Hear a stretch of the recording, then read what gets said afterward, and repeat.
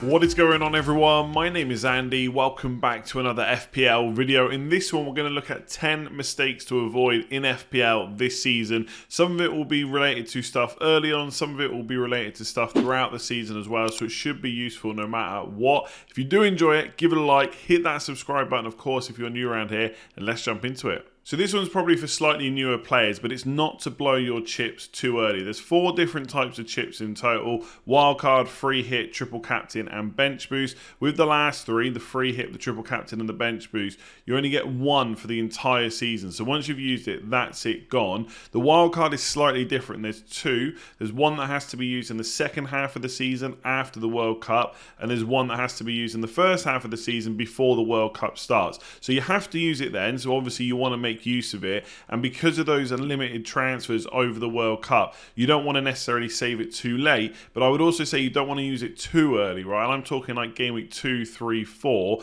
because the chances are you've made a pretty good squad in game week 1 and it doesn't need a complete overhaul, and it's probably better to wait until the transfer window is closed before you pop the wild card. If things have gone really bad and you have like picked kind of 8 to 11 really awful players, there's no harm in using it in game week 2, 3, or 4, but for most of you, you're not going to need to do that. You can probably wait a little bit longer.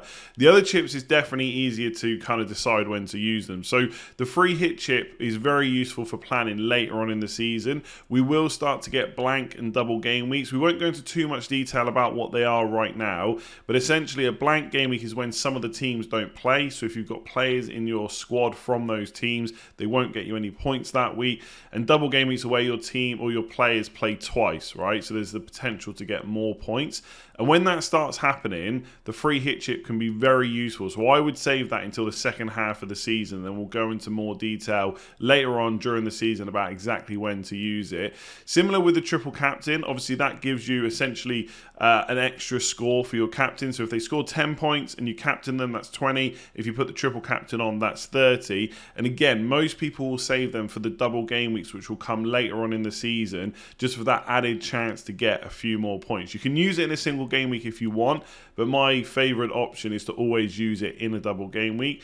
And then the bench boost is generally good for double game weeks as well, but in my opinion it should mostly be used after you either wildcard or you use the unlimited transfers in the World Cup, because that's the best time to kind of build your bench out and then not have to worry about it for the rest of the season, whatever it might be left at that point. So again, we will probably get a better idea of exactly when to use it later on in the season. I certainly, well, for the most part, I probably wouldn't be using it in the first couple of weeks. So although these are, for the most part, things that I would avoid doing, as I said on my kind of top 10 FPL tips video, there is a bit of nuance to all of these things. So when it comes to making early transfers, I would try to avoid doing it, but at the start of the season, it is slightly more viable. There's a lot more active managers. Price rises and price falls tend to happen a little bit more often than they do later on in the season. Also, there's no European matches, no cup matches or anything like that. So realistically, the only injuries that are likely to happen that might affect your early transfer is in training, and that doesn't happen that often, or someone falls ill or something like that. So I do think they're slightly more viable at the start of the season, but preferably you do want to wait where you can as close to the deadline as possible without actually missing the deadline, of course. You have to be 100% sure that you want that player. Are you just hopping on a bandwagon? Again, at the start of the season there will be a lot of transfers and it will feel like everybody is going for the same player, and if you're not 100% sure about bringing them in, I wouldn't make the early transfer. I would try and give yourself a little bit more time to wait.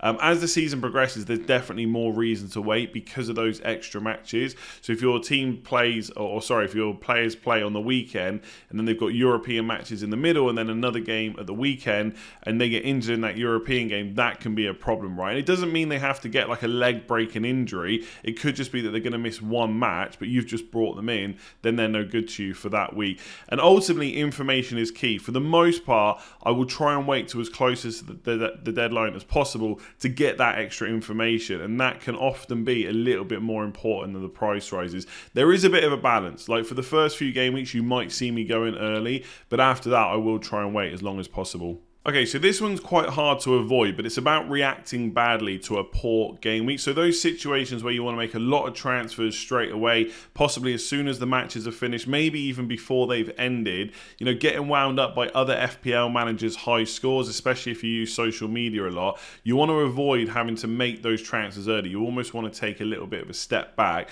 And like I said already in this video, there's a lot more active managers at the start. You're going to see a lot more scores being posted. One thing to remember at the start of the season, the overall ranks are not separated by as many points. So to give an example, right, this is just roughly, but the person who finishes first this season will probably beat the person who finishes just inside the top 10,000 by about 200, maybe 250 points.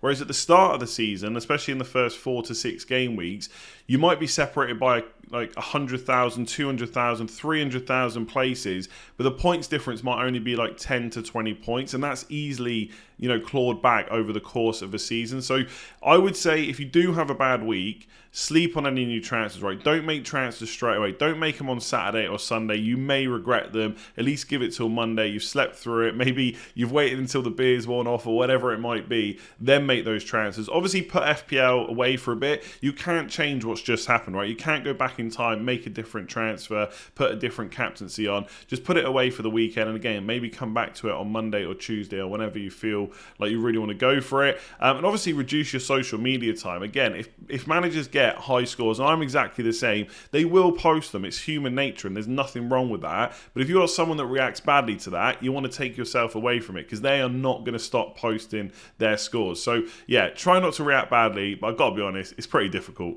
I would definitely avoid chasing differentials. And what I mean by this is going for a player to be different just for the sake of being different. Again, there's nothing wrong with playing like that. But if we want to try and increase our chances of getting a good rank, you don't need to pick differential players. It's a myth that you have to have a massively different team to everyone else to climb the ranks, right? If you've got good players that are getting good points, that's all you need. So for the most part, ownership should be ignored. Again, like with everything, there's a bit of nuance here. If you get to the end of the season and maybe you're 25,000 or something like that and you want to get inside the top 20k, there's only a few points in it and you're not quite sure if you're going to make it, you might then go for a player with lower ownership. But for most of the season, you're not. You're just trying to maximize your points. And if that means buying a player that 60 or 70% of all FPL managers own versus buying the one that's 5% and you're not really sure about them, you should take the high owned option every time. So pick your moments carefully about when to go for those differentials. There will be times over the season that they crop up, right?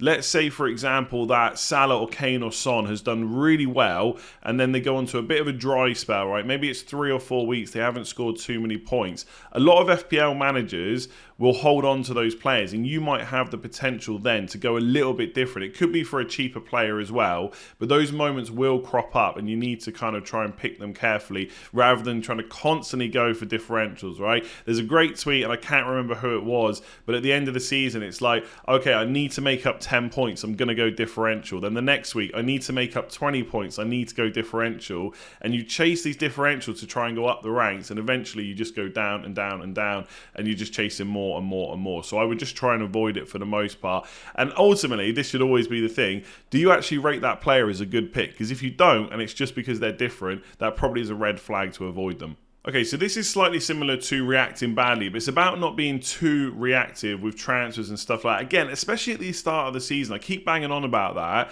but there'll be transfers flying all over the place, and for whatever reason, FPL managers tend to panic a little bit more at the start of the season, and I always need to take my own advice for this, because I will be panicking a little bit as well, but you don't want to lose sight of your plan. What was the reason you went for those players, that team in the first place? If you had a transfer booked in, and now you're changing your mind on doing that, is there a good reason for that? Why did you pick that player in the first place?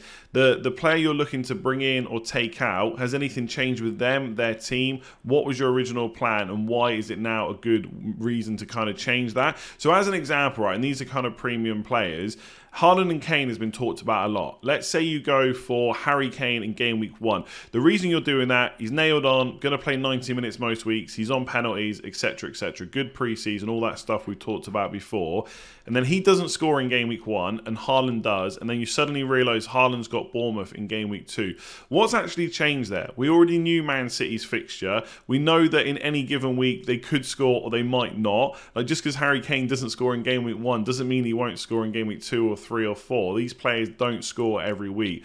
I would suggest that nothing's changed. Now, maybe something has. Maybe Haaland's played 90 minutes in the Community Shield, played 90 minutes against West Ham, is looking fully fit, getting lots of chances, and you weren't necessarily expecting that to happen. That's fair enough. Maybe that is a slight difference in what you were expecting. But for the most part, you cannot keep reacting every time a player scores a goal or every time a player doesn't. There's just not enough chances to go around. And for the most part, hits are not something you should be taking every week. They can be beneficial, especially if it's to like make money at the start of the season, to increase your transfer value or your squad value and stuff like that. If you've got injury, suspensions or things like that, they can be useful, and I will take hits myself, but they're not something you can use every single week when you're reacting to every single thing that happens in FPL. I had to do it, right? One of the mistakes is not subscribing to the channel. We're on our way to 300,000. Help me out. If you've been enjoying the content in pre-season, you want to see more throughout the season, you might as well hit that button. It's completely free, and I'll leave it at that. So every single FPL manager falls foul of this, and that is being too stubborn. It's having preconceived ideas about certain players and not being willing to kind of change your mind about them. A lot of that happens in kind of player and team biases. So some people might be too positive towards their team. In the past, I've been accused of being biased towards Man United, and that could be talking about their options. It could be how I speak about their opponents as well. There's also a lot of team bias for some fans who won't pick players from rival teams. And again, you can play FPL however you want, but ultimately you don't want to close off options from any team if you want to try and go for kind of the best rank. So if you're an Arsenal fan, pick Spurs players. If you're an Everton fan, pick Liverpool players. They're really good for FPL. Just try and not let it affect the rest of your kind of footballing weekend or anything like that. Again, you can play it however you want. One thing I would say about biases, sometimes fans are overly negative as well. Like generally, if I want to know whether a player is nailed on or whether there's another player that might come and take their place or something like that, I will generally go and ask a fan from the club. But in terms of how good an option for my FPL team they are, I'm not as interested in that because they may be too positive or they may be too negative, and they may take a little bit longer to come around to the fact that actually that player and your team is doing a lot better than they were, and you don't need to remember all those feelings from kind of last season or whenever it might have been about when they were playing badly. So I think you've got to be careful about fans being negative as well as positive. Obviously, you need to react to new information. I think injuries is one of those things as well. We have this idea of who are injury-prone players. For me, it's like Kieran Tierney, for example. I'm just waiting for the next time he gets injured. But sometimes, like Matip last year, I think he's seen as an injury-prone player. Well, he played a lot of minutes last year, and he was managed really well in European competitions and stuff like that.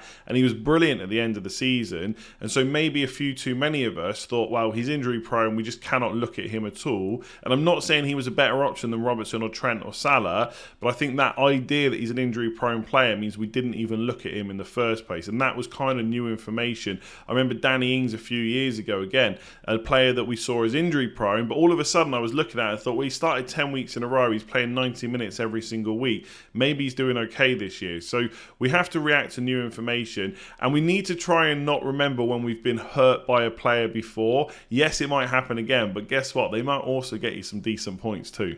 So this is a big one for me, and this is to avoid judging the outcome too much, right? Were you right to pick that player in the first place? Did you make the right decision? That's kind of all that matters, right? And I know that's kind of a stupid thing to say, because ultimately, points are all that matters, and it doesn't really matter how you get them. You just want the most points. You're trying to win FPL. But if we're talking about repeatable decisions where you can keep making the right decision more often than not, then you have to judge that rather than the outcome.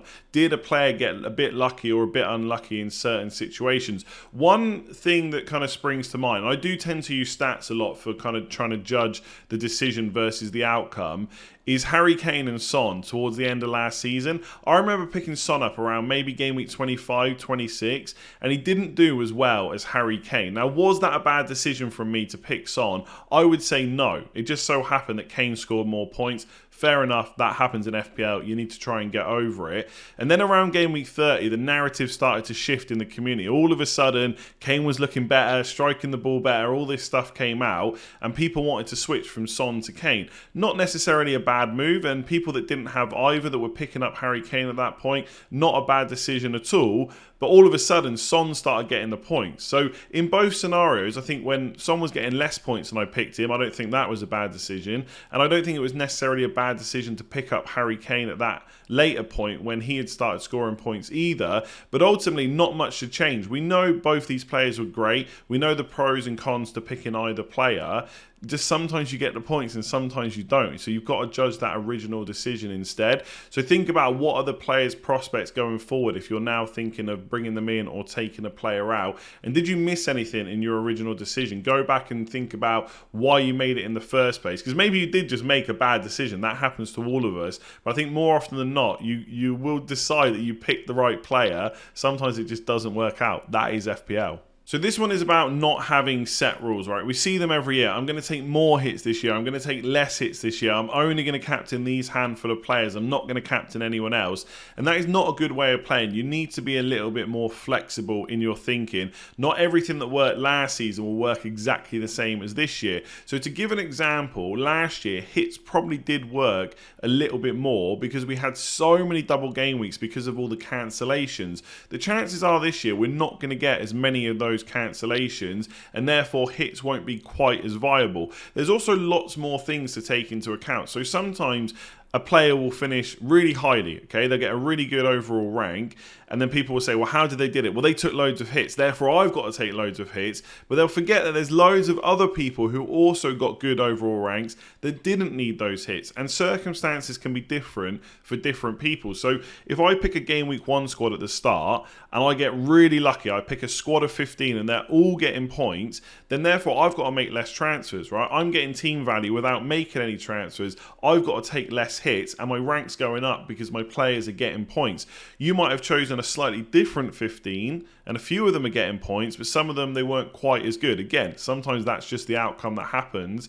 Therefore, you're making more transfers, you're not getting as much squad value, you're having to take more hits. So me taking less hits than you could be just based on the circumstances of how we picked our players originally. So you need to be a bit more flexible in your thinking, maybe change your approach as the season goes, as we get new information. Again, I've put club loyalty on there, I've kind of already touched on that. But again, having these set rules about not going for players from particular clubs is not great for necessarily increasing your overall rank. But again, if you want to play FPL like that, perfectly fine. So one thing you've got to avoid is just quitting, right? That is not going to do you any good in terms of finishing high, winning those mini leagues and stuff like that. There is loads and loads of content around every single season from kind of YouTubers, there's people that do podcasts, written articles and stuff like that. Not only to help you keep engaged, but also to keep you up to date in what's happening. You know, if this player gets injured, how long they're going to be out for, who are the best targets to bring in. That's stuff that we're going to cover on this channel all throughout the season. So obviously make sure you do hit that subscribe button. This season in particular, I think could be even better to keep going as well, because it's kind of split into 4 parts. You've got the game week 1 squad, then you've got your wildcard squad somewhere in the middle, maybe around game week 7 or 8, something like that. Then you hit the World Cup, you've got a chance to make another new team. Then like maybe 7, 8 game weeks after that, you've got another wildcard just to see in the end of the season as well. So I think in terms of getting left behind, there's probably less chance of that happening this year. So I think that it looks pretty good for those of you that usually quit before you get to the end. There's always time to gain points. Doesn't matter how far behind you are, you can always get a few more to increase where you are in your league or your overall rank. And remember, the game's supposed to be fun, right? You should play it in whatever way that means to you. So if you are someone that does want to take loads of hits every single week to try and get that high score, don't worry about what other people's overall ranks are and stuff like that. Don't worry about your mini leagues. Just play how you want to play. If you do want to play with no Spurs players because you're an Arsenal fan, no Man City players because you're a Man United fan, just do it. But then don't compare yourself to everyone else that has a pick of any FPL player. You have to play it the way you want to play. And if that's going for top 10k, going for top 1000, that's absolutely fine. Just try not to put too much pressure on yourself because it is getting more and more difficult these days. There we go. Let me know down in the comments below, what is the #1 thing that FPL managers need to avoid this season? And also, what have you changed? What are you doing differently from last year to this season? Is it being more open to stats? Is it using eye test more? Are you trying to take more or less hits? Or are you going to try and be a little bit more flexible as the season goes? Let me know in the comments below. Give the video a like if you enjoyed it. Hit that subscribe button if you're new around here. And I'll catch you tomorrow for another video.